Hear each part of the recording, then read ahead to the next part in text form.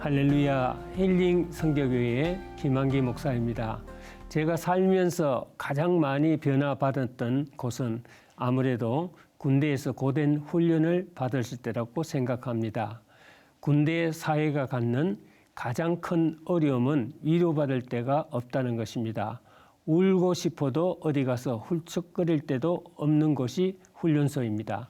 그러나 그런 훈련을 통하지 않고서는 건강한 사회인이 되는 사람을 본 적이 없습니다. 훈련을 받은 자와 받지 않은 자의 차이라는 것은 이루 말할 수 없이 다른다는 것입니다. 남자들이 사회생활을 하면서 서로 융화할 줄도 알고 섬길 줄도 알고 눈치 빠르게 모든 일을 알아서 처신할 줄 아는 요령들은 훈련을 통해서 배우게 되지요. 우리는 세상을 살아가면서 너무 연약할 때가 많습니다. 그래서 신앙생활에서도 훈련이 필요한 것은 바로 이러한 이유 때문이라고 할 수 있습니다. 이 세상 삶을 통해서 연단을 받을 때 비로소 하나님의 진정한 뜻이 무엇인가를 발견하게 됩니다. 오늘은 그리스도인의 신앙 훈련과 연단에 대하여 알아보도록 하겠습니다.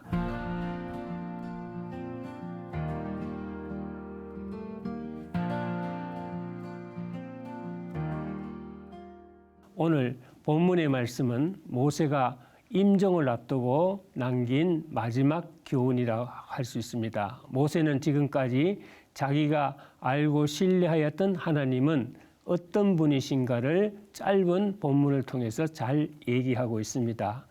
우리를 눈동자와 같이 보호하시는 하나님이시란 것을 얘기하고 있습니다.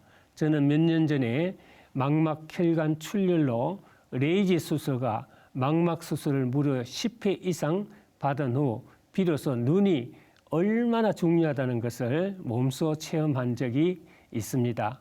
우리를 눈동자같이 보호하신다는 것은 사실은 완전무결하게 보호할 것을 보장하는 의미라 할 수 있습니다. 우리를 독수리와 같이 훈련하시는 하나님이시라는 것을 또 얘기하고 있습니다. 두 번째로 모세는 전혀 다른 이미지를 가지고 하나님을 이야기하고 있습니다. 하나님을 독수리 어미에다가 비유를 하고 있기 때문입니다. 이것은 무엇을 의미합니까? 아마도 자녀를 키워본 사람은 쉽게 이해를 할 것입니다. 자녀를 향한 부모의 사랑은 여러 가지 다양한 형태를 띠고 있다는 사실을 잘 알고 있습니다. 해초리를 든 사랑의 손길도 있을 것이고 위로와 격려로 상처를 어루만져 주시는 부모 부드러운 손길도 있다고 할 수 있습니다. 그 깊은 애정은 여러 가지 형태로 표현될 수 있습니다. 모세는 본문 11절 12절을 통해서 독수리가 자기 새끼를 다루듯이 우리를 다루시는 하나님이라고 소개하고 있습니다. 독수리는 날짐승 중에서 가장 강한 새이므로 새끼 때부터 이런 훈련이 되어 있지 않으면 절대로 생존할 수가 없습니다. 난곡불랑의 요새 같은 둥지에서 새끼들을 날마다 아무 걱정 없이 어미가 주는 먹이로 행복한 나날을 보냅니다. 그런데 어느 날 갑자기 어미 독수리가 날개를 펄럭이며 보금자리에 있는 새끼들을 못살게 굴면서 둥지 밖으로 내쫓기 시작합니다. 이 말씀이 바로 11절에서 독수리가 그 보금자리를 어지럽게 한다고 말하고 있습니다. 하나님께서 우리도 이렇게 다스릴 때가 있습니다. 그 이유는 성숙한 그리스도인으로서 믿음의 날개를 달고 높이 날 수 있도록 하기 위함입니다. 어느 날 갑자기 잘 되던 사업체에 이상이 생기고 또 건강에 이상이 생기는 이유는 무엇입니까? 하나님이 우리를 더 강하게 훈련시키기 위하여 하나님의 날개로 그 보금자리를 어지럽히신다고 생각할 수 있습니다. 이것은 우리가 가장 싫어하는 시련 중에 하나입니다.